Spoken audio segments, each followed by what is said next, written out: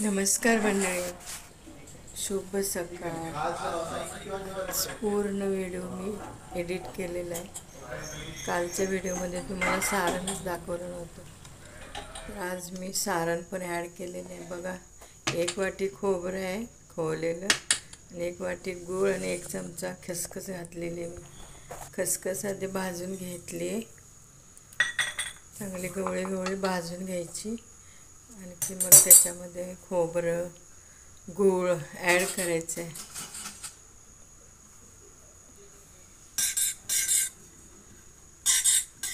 कशी वाटते तुम्हाला? कालची रेसिपी तुम्ही बघितलीच असेल। छान झाली आहे, छान झाले। कधीतरी म्हणजे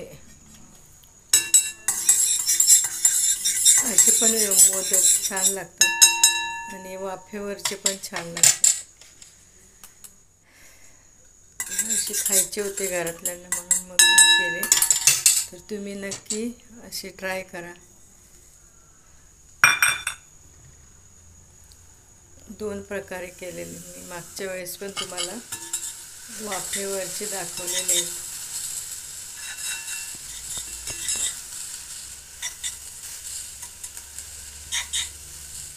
चांगलं मिक्स करून घ्यायचं गूळ आणि खोबरं।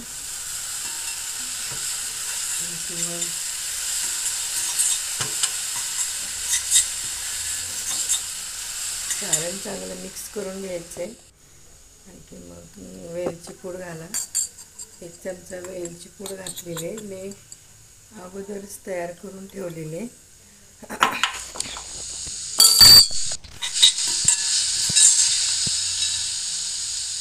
आपलं सारण तयार झालेलं आहे। आता आपण त्याच्यासाठी पीठ मळूया। 1 वाटी मी मैदा घेतलेले, आणि अर्धी वाटी मी रवा घेतलेला, आणि थोडंसं मीठ चवीपुरतं घालायचं आहे, आणि 2-3 चमचे कडकडीत मोहन घालायचे तेलात।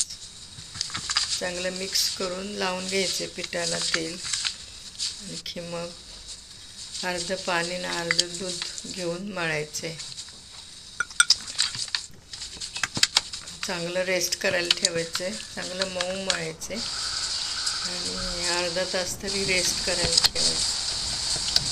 मी मोठा गोळा घेतलेला आहे, आणि वाटीने त्याच्या पुऱ्या कापलेल्या, मग त्यामुळे काम लवकर होतं।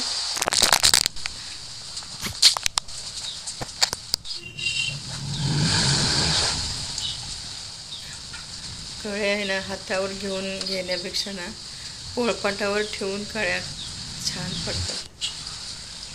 तर तुम्ही तसं करा, तुम्हाला कसं सोपं वाटते तसं।